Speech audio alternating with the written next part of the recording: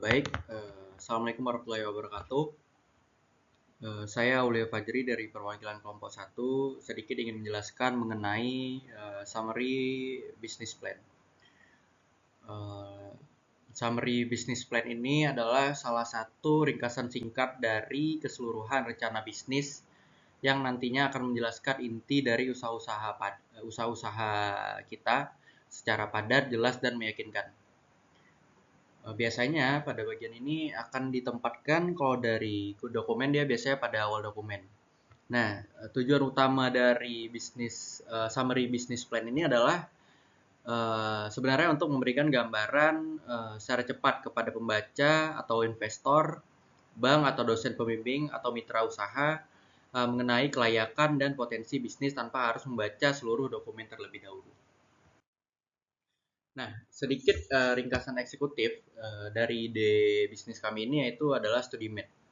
StudyMate ini kembali saya jelaskan yaitu adalah aplikasi mobile yang membantu mahasiswa menemukan teman belajar atau membangun kelompok serta juga diskusi akademik untuk bisa nantinya kita juga ditambahkan dengan fitur mengakses tutor serta materi pembelajaran secara struktur melalui konsep peer-to-peer learning atau sehingga StudyMate ini membangun ekosistem akademik yang aktif, kolaboratif, dan produktif di lingkungan kampus. Pada bagian analisis industri, kami melihat bahwa perkembangan teknologi digital di kalangan mahasiswa terus meningkat. Saat ini, mahasiswa sudah terbiasa menggunakan platform online untuk belajar, berdiskusi, dan mencari materi kuliah. Selain itu, sistem hybrid learning dan budaya peer learning juga semakin berkembang, di mana mahasiswa lebih nyaman belajar bersama teman sebaya dibanding belajar sendiri. Dari kondisi tersebut, muncul peluang pasar yang cukup besar. Saat ini memang sudah ada platform komunikasi seperti WhatsApp atau Telegram, tetapi belum ada platform yang benar-benar fokus menyediakan sistem pencarian partner belajar secara terstruktur dan sesuai kebutuhan akademik mahasiswa. Celah inilah yang ingin diisi oleh StudyMate. Keunggulan kompetitif StudyMate adalah menggabungkan beberapa kebutuhan mahasiswa dalam satu platform. Tidak hanya untuk chat atau diskusi, tetapi juga membantu mencari teman belajar berdasarkan mata kuliah atau minat akademik, menyediakan tutor mahasiswa, hingga fitur pengelolaan jadwal belajar. Dengan begitu, proses belajar menjadi lebih terarah dan kolaboratif dan efisien. Assalamualaikum warahmatullahi wabarakatuh. Perkenalkan, nama saya Muhammad Fadal Farel. Saya ingin melanjutkan penjelasan dari presentasi kami di bagian deskripsi perusahaan. Perusahaan kami ini merupakan startup Gen2Tech berbentuk PT yang bertujuan menjadi platform belajar mahasiswa terbesar di Indonesia. Fokus utama kami itu membantu mahasiswa melalui fitur-fitur pencarian teman belajar, grup diskusi materi, serta tutor mahasiswa dan jadwal belajar yang terintegrasi. Selanjutnya ada di struktur organisasi. Struktur organisasi sendiri, kami di perusahaan ini terdiri dari CEO sebagai pengambil keputusan strategis, lalu CTO untuk pengembangan teknologi, marketing manager untuk promosi dan branding, lalu community manager untuk pengelolaan komunitas, serta customer support untuk pelayanan pengguna. Dan yang terakhir, finance admin yang mengatur keuangan dan administrasi perusahaan. Mungkin itu saja, bisa dilanjuti. Assalamualaikum warahmatullahi wabarakatuh. Perkenalkan, nama saya Wahid Adami dengan NPM 23041050 Saya akan melanjutkan pembahasan dari teman saya sebelumnya. Pada slide ini, saya akan menjelaskan model bisnis dan analisis pasar.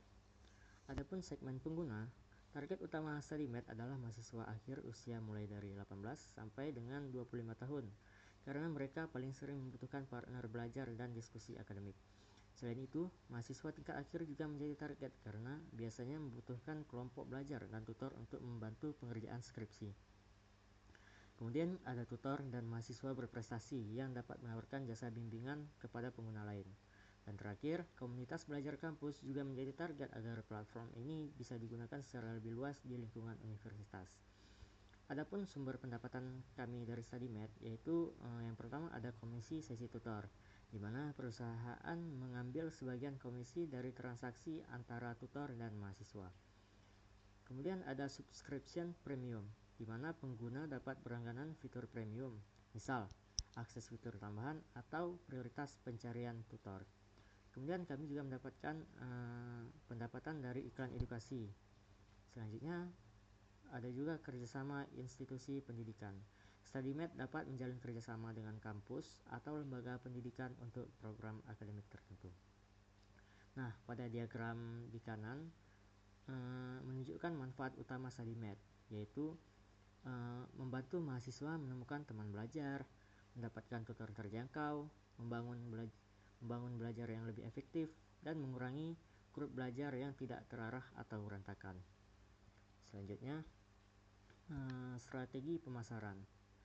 Nah, strategi pertama adalah digital marketing, di mana melalui media sosial seperti Instagram, TikTok, dan X, konten yang dibuat berupa edukasi, tips belajar, serta video pendek yang relevan dengan kehidupan mahasiswa.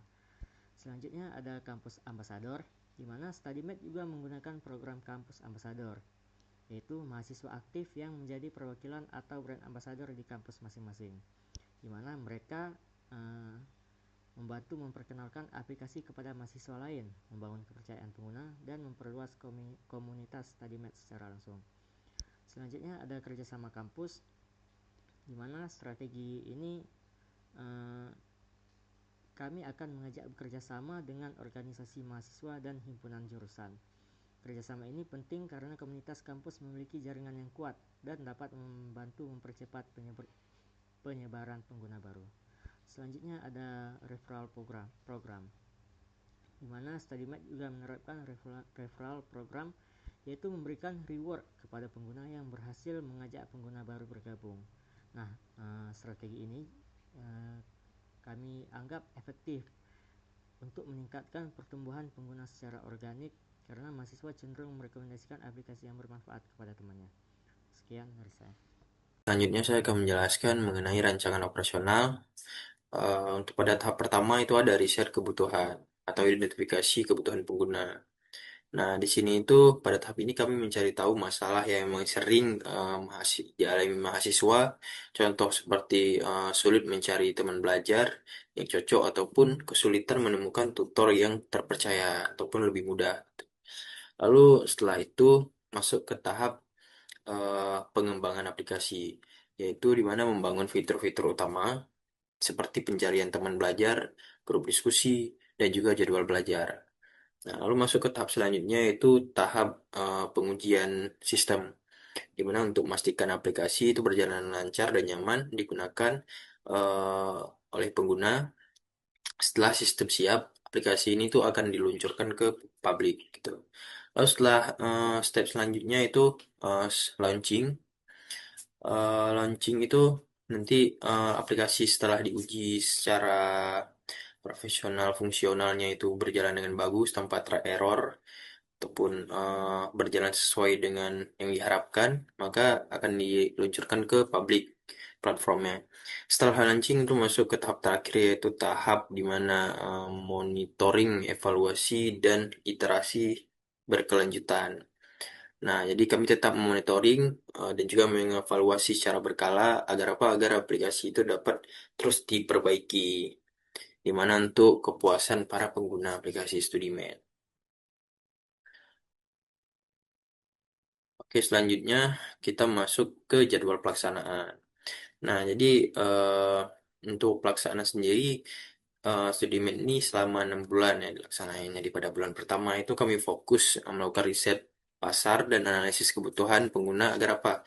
Agar aplikasi yang dibutuhkan itu benar-benar sesuai dengan kebutuhan mahasiswa. Lalu selanjutnya pada bulan kedua hingga keempat itu dilakukan pengembangan aplikasi, di mana mulai dari desain sistem hingga pembuatan fitur utama. Lalu di bulan keempat itu dilakukan pengujian sistem aplikasi, di mana memastikan semua fitur-fitur itu dapat berjalan itu dengan baik dan minim error ya. Lalu kemudian pada bulan keempat dan kelima itu dilakukan rekrutmen tutor dan kampus ambasador untuk membantu pengembangan komunitas pengguna itu. Jadi T ambasador sebagai yang membawa nama StudyMate agar banyak pengguna tuh ambasador menarik mahasiswa di kampus, dan juga tutor untuk kelengkapan fitur yang ada di StudyMate biar ada nanti yang ngajarin gitu. Lalu di bulan kelima juga mulai dilakukan promosi dan juga digital marketing melalui media sosial. Nah, dan juga nanti akan kerjasama dengan kampus agar aplikasi lebih dikenal di mahasiswa gitu, lebih mudah untuk masuknya. Dan terakhir, pada bulan ke-6 itu dilakukan launching dan monitoring. Dia untuk melihat respon pengguna dan mengevaluasi perkembangan aplikasi, apa kekurangannya dan segala macam. Oke, kita lanjut ke proyeksi finansial. Jadi total modal awal yang dibutuhkan itu untuk membangun aplikasi StudyMate ini dari kami itu 50 juta rupiah. Jadi sebagian besar dana itu 50% digunakan untuk pengembangan aplikasi ya. Karena kualitas sistem itu menjadi prioritas utama di kami gitu. Lalu kemudian 16% itu digunakan untuk operasional tim, eh seperti koordinasi dan juga pengelolaan kegiatan operasional itu 16%. Selanjutnya 14% itu digunakan untuk marketing dan promosi. Jadi marketing dan promosi ini tuh agar StudyMate ini dapat dikenal lebih luas lah oleh mahasiswa gitu. Lalu untuk 10%-nya lagi itu digunakan untuk server dan database agar aplikasi ini tuh tetap stabil dan juga dapat diakses dengan lancar gitu ya. Dan juga 10% lainnya tuh disiapkan sebagai cadangan pengembangan untuk kebutuhan tambahan di nanti masa mendatang gitu. Jadi pendapatan streamer itu diperoleh dari subscription premium, komisi tutor, dan kerjasama dengan institusi pendidikan. Jadi kami memproyeksikan Sudimed ini dapat mencapai break even point dalam waktu sekitar 2 sampai 3 tahun ke depan gitu. Oke, jadi sebagai penutup, Sudimed ini hadir juga sebagai platform yang membantu mahasiswa menemukan teman belajar, tutor, dan juga ruang diskusi akademik dalam satu aplikasi. Nah, di mana dengan adanya Sudimed ini, uh, mahasiswa diharapkan dapat belajar dengan lebih mudah, terarah, dan kolaboratif. Kedepannya, kami berharap StudyMate dapat berkembang menjadi platform belajar mahasiswa yang digunakan di berbagai universitas di Indonesia gitu. Oke, sekian dari presentasi kelompok kami. Terima kasih atas perhatiannya. Kami tutup. Assalamualaikum warahmatullahi wabarakatuh.